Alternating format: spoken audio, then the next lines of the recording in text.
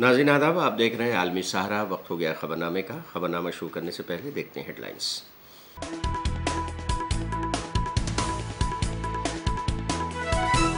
राहुल गांधी 3 रोजा दौरे पर अमेरिका पहुंचे। यूनिवर्सिटी ऑफ टेक्सास के तलबा से हिंदुस्तान की सियासत, मईशत और भारत जोड़ो यात्रा पर किया तबादला ख्याल। बजरंग पुनिया का नायब सिंह सैनी के बयान पर जवाबी हमला। कहा, विनेश फोगाट को हराना आसान है तो अपने लिए क्यों तलाश कर रहे हैं महफूज सीट। जवाहर सरकार के इस्तीफे पर शहजाद पूनावाला ने ममता बनर्जी को बनाया निशाना। कहा, जवाहर सरकार से सबक लेते हुए ममता को भी दे देना चाहिए इस्तीफा। बहराइच के बाद अब बरेली में भी भेड़िए की दहशत। लोगों ने कहा, उन पर हुआ हमला। और हिंदुस्तान में दाखिल हुआ एमपोक्स। की जा रही है मुतासरा शख्स की जांच। मरीज को किया गया isolate.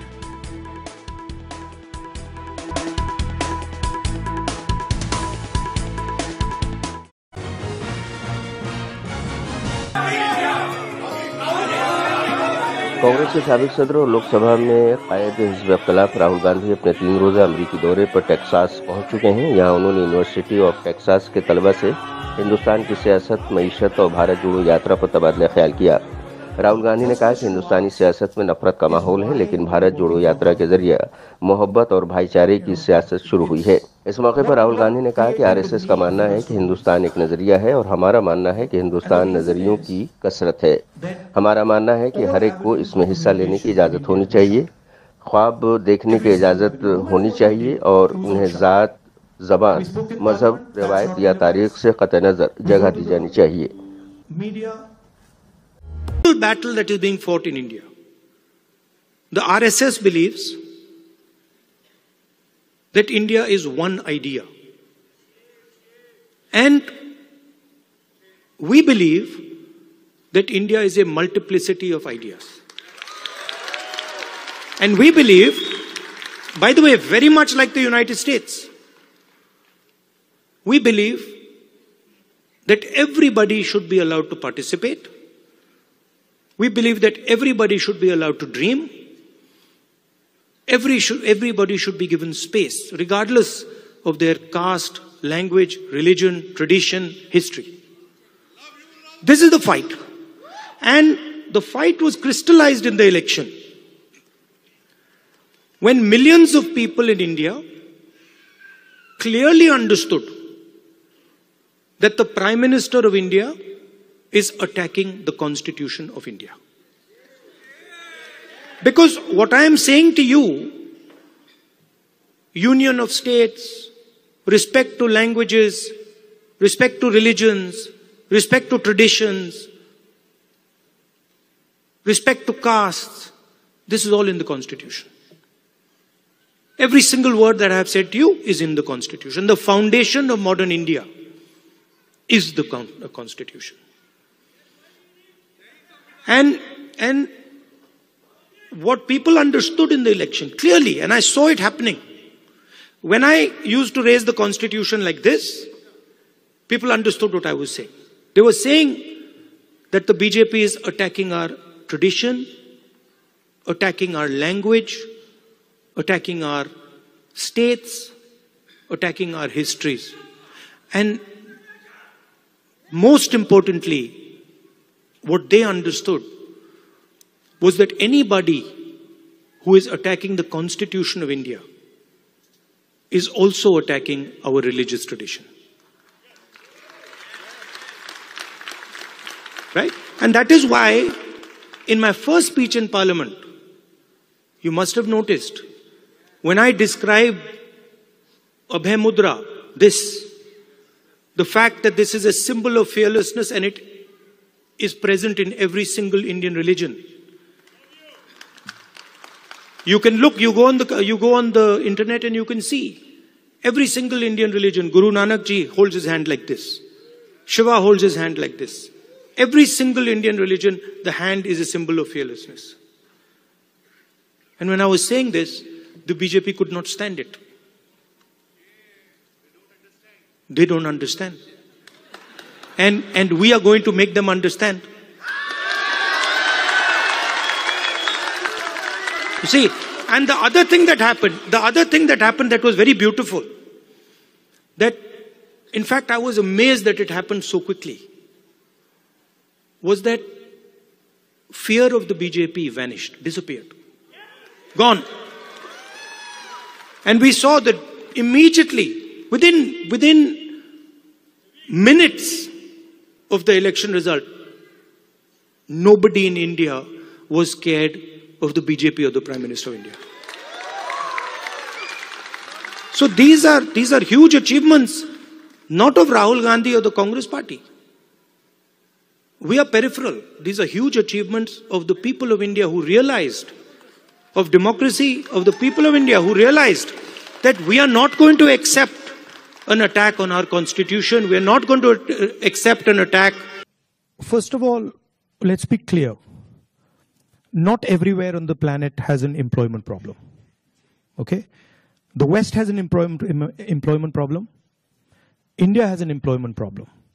But there are many countries in the world that don't really have an employment problem. China certainly doesn't have an employment problem. Vietnam doesn't have an employment problem. So there are places on the planet that are not struggling with unemployment. There's a reason. If you look at the United States in the 1940s, 50s, and 60s, they were the center of global production. Anything that was made, cars, washing machines, TVs, all made in the United States. Production moved from the United States. It went to Korea, it went to Japan, eventually it went to China. And if you look today, China is dominating global production. You go to India, you look at the phones, you look at the furniture, you look at clothes, you'll see on the back, made in China. That's a fact, right? So what has happened? The West, America, Europe, India have given up on the idea of production. And they've handed it to China. The act of production creates jobs.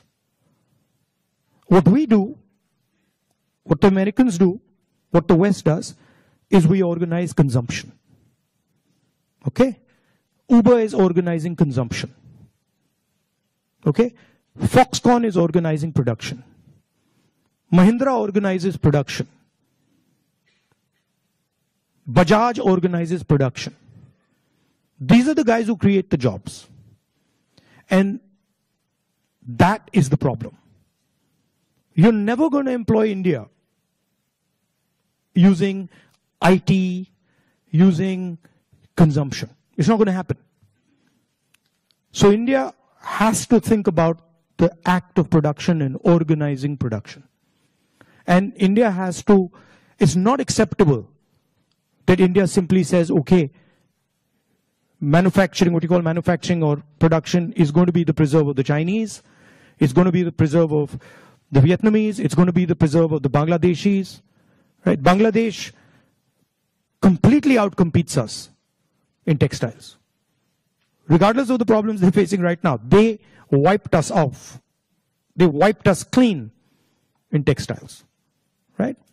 So we have to reimagine how to produce in a democratic environment. Until we do that, we will face high levels of unemployment. And frankly, it's not sustainable.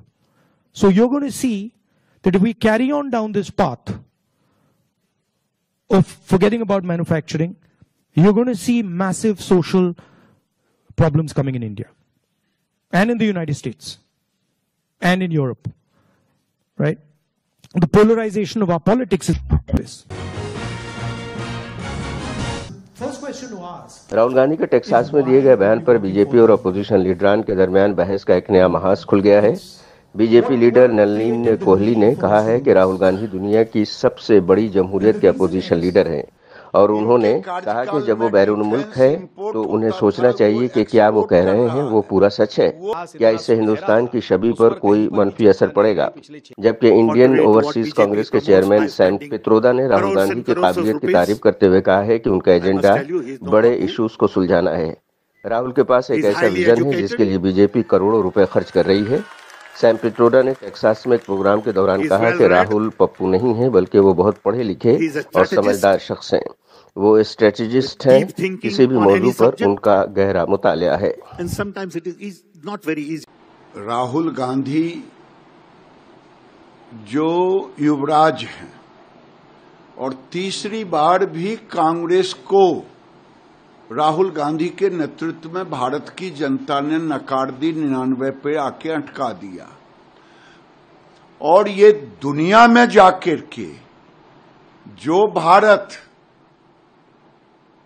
आज make in India के रूप में, जो भारत इनके कार्यकाल में defence import होता था वो एक्सपोर्ट कर रहा है, वो भारत जो देश में 19 लाख करोड़ का इंपोर्ट था वो आज 80 लाख करोड़ पे पहुंच गया। वो भारत की तारीफ करने के बजाय बाहर में जाकर के, इंडिया के बाहर, भारत के बाहर जाकर भारत को गाली देना, ये तो लगता है चाइना की तारीफ करना, दुश्मन देश की तारीफ करना, ये लगता है चाइना के पैसे पर पलते हैं और चाइना की ही बात ब्रांडिंग करने के लिए ये बाहर में जाके चाइना का ब्रांडिंग कर रहे हैं। इन पर तो ऐसे लोगों को, अगर कानून भारत में नहीं होता, अगर मोदी जी संविधान की रक्षा नहीं करते, तो ऐसे लोगों को देशद्रोह का मुकदमा चलाना चाहिए, जो भारत की निंदा भारत के बाहर जाके करे, भारत को बदनाम करे और दुश्मन देशों की तारीफ। राहुल गांधी जी विश्व के सबसे बड़े लोकतंत्र के विपक्ष के नेता हैं, प्रतिपक्ष के नेता हैं, और अब जब वो विदेश जाते हैं तो उन्हें गंभीरता से विचार करना पड़ेगा कि जो वो कहते हैं क्या वो पूरा सत्य है और क्या उससे भारत की छवि पे कोई फर्क पड़ेगा, कुछ गलत फर्क पड़ेगा या नहीं। वो चीन की तो जरूर तारीफ करते हैं, लेकिन विश्व में कभी भी इसकी चर्चा नहीं करते कि चीन के साथ और भारत के संबंधों में बिगाड़ जो आया है या रुकावट जो आया है वो किन कारणों से आया है। वो इतिहास की बात करेंगे, आरएसएस की बात करेंगे, लेकिन ये कहीं पर भी नहीं दिखाएंगे कि भारत के जो इतिहास इतना सुनहरा था उस पर कहीं पर भी चर्चा नहीं रही पिछले 6-7 दशकों से। पंडित जवाहरलाल नेहरू जी के समय से, इंदिरा गांधी जी के समय से, राजीव गांधी जी के समय से हम लोगों को इतिहास में पढ़ाया जाता था, या इसकी जरूर बहुत चर्चा है कि 10वीं सदी से कौन कौन यहां पर आए आक्रमण करने के लिए। कुतुबुद्दीन ऐबक, उसके बाद अल्तमश, रजिया सुल्तान, सफदरजंग डायनेस्टी, लोधी डायनेस्टी, हुमायूं से लेके जहांगीर, शाहजहां, औरंगजेब तक की बहुत पढ़ाई है, लेकिन कैलाश कैसे बना उस पर चर्चा नहीं है, अजंता एलोरा पे नहीं है, चोला डायनेस्टी पे नहीं है, विजयनगर डायनेस्टी पे नहीं है, कोई विस्तार से जानकारी नहीं है। हमारे ही भारत की गर्व की बात है कि योग यहां से आया, 150 से ज्यादा देश उसे हर साल मनाते हैं योग दिवस को, लेकिन राहुल गांधी जी उसको समर्थन देने में या वहां पर भाग लेने में दिखते ही नहीं है। तो राहुल गांधी जी को ये सब का जवाब देना पड़ेगा कि भारत की छवि के बारे में या भारत के बारे में बात करना है तो पूरा पक्ष तो दीजिए, नहीं तो ये उन पर एक आरोप लगेगा कि भारत की छवि को खराब करने के लिए वो विदेश जाते हैं। और केवल किसी के स्क्रिप्ट दिए जाने पर बोलने से थोड़ी ना पूरे सत्य जो हैं या तथ्य लोगों के सामने जाएंगे। वो तो विदेश में जाकर तो वहां से मदद भी मांगते हैं कि मोदी जी की सरकार कैसे हटाई जा सकती है और इस पर यूरोप और अमेरिका क्या कर रहे हैं। तो उनका जो है विदेश में यात्रा जो होती है और क्या वो बोलते हैं उस पर हमेशा बहुत गंभीर सवाल उठ ही जाते हैं। अब एक बात बताइए, कौन थोड़ा सा भी कोई बुद्धिमान व्यक्ति होगा वो क्यों आरएसएस को समझने में अपना समय बर्बाद करेगा? है क्या आरएसएस को समझने लायक? 100 साल का इतिहास उनका देख लीजिए तो एक खोखला इतिहास है जिसमें खोखली बातें की हैं, देश के विरोध में काम किया है, देश के खिलाफ षड्यंत्र रचा है, अंग्रेजों के साथ मिलकर काम किया है। ऐसी संस्था जो अपने आप को रजिस्टर नहीं कराने की हिम्मत रखती, जो अपना मेंबरशिप रजिस्टर सार्वजनिक नहीं करती, जो अपने अकाउंट सार्वजनिक नहीं करती, उसको समझना या जानने में समय कोई अपना जाया नहीं करेगा। कम से कम हम तो नहीं करेंगे। हमें सिर्फ एक चिंता है कि ये देश और धर्म और संस्कृति के स्वयंभू ठेकेदार बनकर घूम रहे हैं। हमें अपने देश को, अपनी संस्कृति को और अपने धर्म को आरएसएस से बचाना है। राहुल गांधी वहां कुछ भाषण देने गए हैं, अपने विचार रखने गए हैं, तो जो सच्चाई हकीकत है कि आज देश 39 साल की, लगभग 40 साल की सबसे बड़ी बेरोजगारी पिछले 10 सालों में झेल रहा है और वो भाजपा की देन है। तो एक ऐतिहासिक सच्चाई है, भौगोलिक सच्चाई है और आंकड़ों के हिसाब से सच्चाई है। कुछ देशों में रोजगार की समस्या नहीं, उसका भी जिक्र उन्होंने किया है। तो राहुल गांधी ने नौजवानों की एक बड़ी मौजूद समस्या पे ध्यान खींचा है।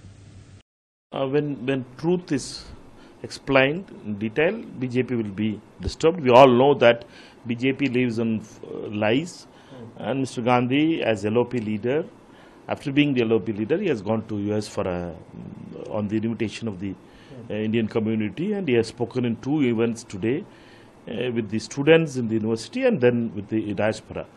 2 different conversations. He has explained about the RSS way of thinking, the RSS mindset, the way RSS treats the women of India, because they want the women of India to be in the kitchen and at homes only. They don't want the women of India to come up. They don't want the women to be equal to the men of India. Therefore, Mr. Gandhi has explained that we, as a Congress party, we believe that women should be given equal opportunities to the men, and men should be given that protection and that kind of respect in all spheres. What is wrong in it? Why BJP is jumping up and down? Because BJP, I feel that RSS mindset is the BJP's mindset, but BJP can have any kind of mukotas, but their real DNA is the RSS DNA. Therefore, their anger can be understood, but we can humbly say to them that we respect your views, but respect our views also. Congress leader और पहलवान बजरंग पूनिया ने BJP leader Nayab Singh Saini के बयान पर कहा है कि अगर विनेश फोगाट को हराना आसान है तो नायब सिंह सैनी अपने लिए महफूज सीट क्यों तलाश रहे हैं। बजरंग पूनिया ने कहा कि अगर उन्हें लगता है कि विनेश फोगाट को कोई भी हरा सकता है तो उन्हें जुलाना से इलेक्शन लड़ने के लिए कहें। जुलाना से इलेक्शन लड़ने के लिए उनका इस्तकबाल है, वो रियासत के वजीर आला हैं और वो कुछ भी कर सकते हैं। अगर बीजेपी को कांग्रेस और आम आदमी पार्टी के इत्तेहाद से परेशानी है तो वो मरकज में इत्तेहाद क्यों कर रहे हैं, उन्हें अपोजिशन में बैठना चाहिए।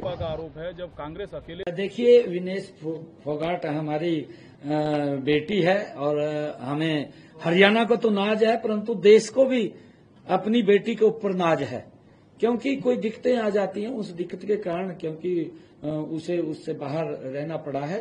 फिर भी हमने ये निर्णय किया है कि जो भी विनेश फोगाट को जो सिल्वर मेडल के अनुरूप जो भी सुविधाएं होंगी, उस सुविधा के लिए मैंने ये ट्वीट किया था कि हम अपनी बेटी को देंगे। उसके हौसले को हम कैसे कम होने देंगे? हमारी जुझारू बेटी है और उस बेटी ने हरियाणा का तो नाम ऊंचा किया है, परंतु भारत का नाम भी उसने ऊंचा किया है। हम बेटी के साथ हैं, मैं उसको बधाई देता हूं। महेंद्र सिंह हुड्डा और ये विपक्ष के लोग ये हर वर्ग के अंदर राजनीति घुसोते हैं। हमारे जो स्पोर्ट्स के खिलाड़ी हैं उनके अंदर भी राजनीति कर रहे हैं।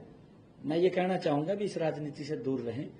हमारी बेटी वो जुझारू बेटी है विनेश फोगाट, और हमारी सरकार जितना खिलाड़ियों के लिए हमारी सरकार ने किया है, जो पॉलिसियां हमारी सरकार ने बनाई है, जो लाभ दे रहे हैं, उनके हौसले को बढ़ाने के लिए काम कर रहे हैं, वो अपनी तरफ भी झांक करके देख ले, राजनीति ना करें। कि जहां से भी विनेश फोगाट लड़ेगी उसे तो कोई हरा सकता है चुनाव। क्या विनेश फोगाट इतना इतना आसान उम्मीदवार है जिसे हराया जा सकता है? कौन से मुख्यमंत्री जी ने बोला है? सैनी साहब ने खुद। सैनी साहब फिर अपनी सीट क्यों ढूंढ रहे हैं, safe seat?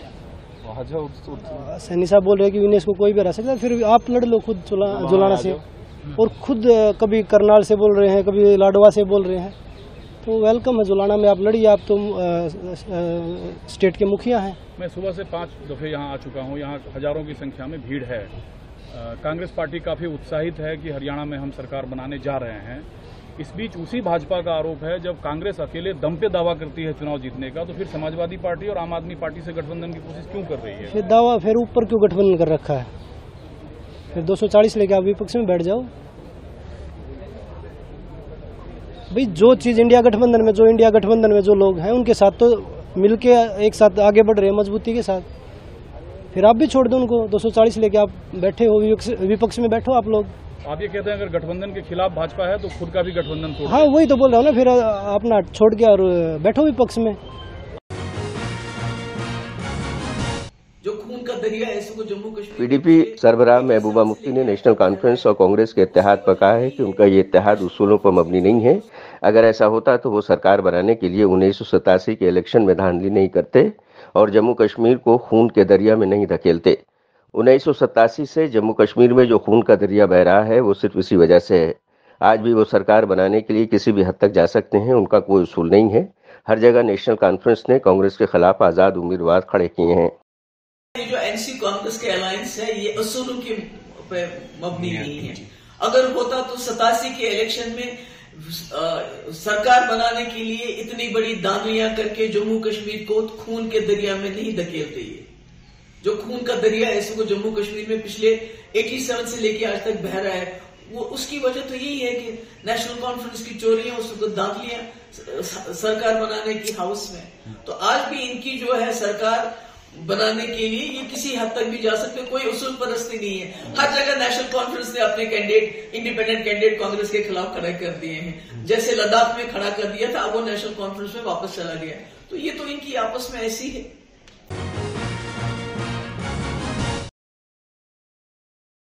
TMC leader Kunal Ghosh ने टीएमसी के राज्यसभा एमपी जवाहर सरकार के इस्तीफे पर कहा है कि मौजूदा दौर में हम ममता बनर्जी और अभिषेक बनर्जी की क़यादत में फौजियों की तरह काम कर रहे हैं, लेकिन इसका मतलब ये हरगिज़ नहीं है कि मैं जवाहर सरकार के ज़ाती नज़रिए की मुखालफत करता हूं। उन्होंने कहा कि हम आरजीकर हादसे की मजम्मत करते हैं और इस वाक़े को लेकर लोग मुश्तइल हैं, लेकिन वो इंतज़ामिया को गलत समझ रहे हैं। इस वक्त हमें पार्टी के सैनिक के तौर पर लोगों को समझाने की कोशिश करनी चाहिए। जौहर सरकार जी एक स्टैंड लिया है, एक खत लिखा है। देखिए, जौहर सरकार बहुत रिस्पेक्टेड, वो देश का एक one of the best bureaucrat और बंगाल का तो ऑल टाइम ग्रेटेस्ट ब्यूरोक्रेट जो भी है उस लिस्ट में जौहर सरकार का नाम रहेगा। तो ये उनका पर्सनल स्टैंड है, पर्सनल डिसीजन है, पर्सनल लेटर है। उसके ऊपर मैं कोई कमेंट नहीं कर सकता हूं। उनका पूरा हक है खुद के बारे में कोई डिसीजन लेने का, पूरा हक जौहर सरकार जी का है।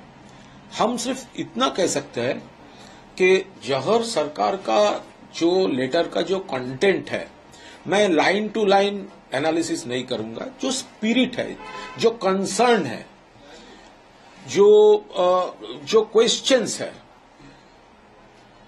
उसके उसमें एक बड़ा पार्ट के साथ हम लोग भी सहमत है।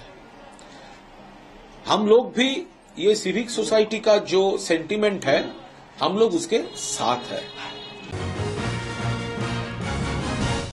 दूसरी तरफ बीजेपी लीडर शहजाद पूनावाला ने जवाहर सरकार के इस्तीफे पर कहा है कि ममता बनर्जी को जवाहर सरकार से सबक लेते हुए अपना इस्तीफा दे देना चाहिए। देखिए, ममता बनर्जी जी को जवाहर सरकार से थोड़ी सी प्रेरणा लेते हुए कैबिनेट मीटिंग बुलाते हुए अपना त्यागपत्र सौंप देना चाहिए, क्योंकि सबसे पहले मुख्यमंत्री के रूप में, गृह मंत्री के रूप में और हेल्थ मिनिस्टर के रूप में ममता बनर्जी पूर्ण तरीके से आरजीकर मामले में फेल हो चुकी है। और अब ये बात कोई भाजपा वाले केवल नहीं कह रहे, देश की जनता, बंगाल की जनता तो कह ही रही थी। अब तो खुद ममता दीदी के ही पार्टी वाले लोग ही कहने लगे। सुखेंदु शेखर ने पहले कहा, फिर उसके बाद शांतनु सेन ने कहा, अब उसके बाद जवाहर सरकार ने पत्र में क्या लिखा है कि एक तो टीएमसी का मतलब बन चुका है टू मच करप्शन, पार्था का करप्शन, फलाने का करप्शन, इतना करप्शन कि पंचायती वाले मेंबर लग्जरी कार में घूम रहे हैं। दूसरा कि करप्शन पर बोलते हैं तो तानाशाही रवैया अपनाते हुए ममता दीदी ईदी अमीन की तरह उनको चुप करा देती है। और तीसरा कि आरजीकर केस में टोटल नो कॉन्फिडेंस है जनता का उनके प्रति, क्योंकि उन्होंने बलात्कारी बचाओ, सबूत मिटाओ, सच को दबाव किया, बेटी को न्याय नहीं दिलाया। मरकजी वजीर राजीव रंजन सिंह यानी ललन सिंह ने कहा है कि बिहार असेंबली की सियासत में नीतीश कुमार मरकज हैं। उन्होंने कहा कि नीतीश कुमार का हाथ जिसके साथ रहता है वही बिहार में इख्तिदार में रहता है। नीतीश कुमार ने तो कह दिया कि उन्होंने 2 बार आरजेडी के साथ इत्तेहाद करके गलती की। लोगों यानी आरजेडी ने इत्तेहाद के बाद नीतीश कुमार के उसूलों को बर्बाद कर दिया। कुछ सवाल पूछना है, कुछ नहीं मिल रहा है तो क्या करेंगे? आखिर यह तो स्वीकार कर रहे हैं ना कि बिहार की राजनीति में नीतीश कुमार एक धुरी है। नीतीश कुमार का हाथ जिसके साथ रहता है वही बिहार में शासन करता है। तो अब तो इसी को स्वीकार कर रही है वो। तो नीतीश कुमार पर बोलने से क्या मतलब है? नीतीश कुमार जी ने तो कह दिया कि हमने 2 बार गलती किया। तो नीतीश कुमार जी का यूएसपी है भ्रष्टाचार पर जीरो टॉलरेंस, और जीरो टॉलरेंस के सिद्धांत को इन लोगों के साथ जाने पर इन लोगों ने उसका तार किया। और तो नीतीश कुमार अलग हो गए। अपराध को लेकर भी लगातार अपराध कौन छोड़िए ना, अपराध कहाँ हो रहा है? अपराध कौन सा अपराध हो रहा है? अपराध किसको कहते हैं? कोई संगठित अपराध कहाँ हो रहा है? अपराध का मतलब होता है संगठित, organised crime. Organised crime Bihar में नहीं है। हत्या, हम आपके साथ खड़े हैं यहाँ, कोई किसी को मार दे रहा, जमीन का विवाद है, कई तरह के विवाद हैं, वो अपराध नहीं है। वो आपसी विवाद में हत्या होती है और उस पर भी कार्रवाई होती है, उद्भेदन होता है, गिरफ्तार होते हैं। फौज के जरिए शुरू किए गए एंटी फिल्ट्रेशन ऑपरेशन में राजौरी जिले के नौशेरा के लाम में फौज ने 2 दहशतगर्दों को मार गिराया है और बड़ी तादाद में जंगी सामान बरामद किए हैं। बहराइच के बाद अब बरेली में खबर फैल रही है कि यहाँ भेड़िए आ गए हैं। बरेली डीएफओ दीक्षा भंडारी ने कहा है कि रात और दिन के वक्त हमारी टीम ने गश्त लगाया, जिसमें पाया गया कि सीआर की मौजूदगी देखी गई। उन्होंने कहा कि चश्मदीदों का कहना है कि उन पर हमला भी हुआ। हमने सिक्योरिटी एडवाइजरी जारी की है। बरेली में इस तरीके की खबर फैल रही है, वायरल हो रही है कि यहाँ पे भेड़िए आ गए हैं बहराइच की तरह। ऐसा यहाँ पे नहीं है, क्योंकि जब वन्यजीव की एक्टिविटी की हमको खबर मिली है बहेड़ी क्षेत्र में, तभी हमने अपनी 3 टीमें वहाँ पर रात्रि एवं दिन की गश्त में लगाई। कुम्बिंग वहाँ पे की गई और ये पाया गया कुम्बिंग के दौरान कि वहाँ पे सीआर के पेयर की मौजूदगी है, जो एकदम से गन्ने के खेतों में, क्योंकि वो वास कर रहे हैं इस समय, तो जब भी कोई कन्फ्रंटेशन उनके आमने सामने हो रहा है ह्यूमन बीइंग्स का, तो वो सामने वाले को चोटिल कर दे रहे हैं। और क्योंकि जितने भी हादसे हुए उसमें प्रत्यक्षदर्शी सिर्फ वो थे जो घायल हुए, तो उनका कहना तो यही रहा कि हम पे हमला हुआ, परंतु कहीं ना कहीं जिस प्रकार का जकाल का नेचर है उसमें अगर उसको उकसाया जाए या लाठी डंडे से उस पर वार किया जाए तो वो आप पे कोशिश करता है आप पे हमला करने की या घायल करने की। तो इस तरीके की ये चीज़ रही।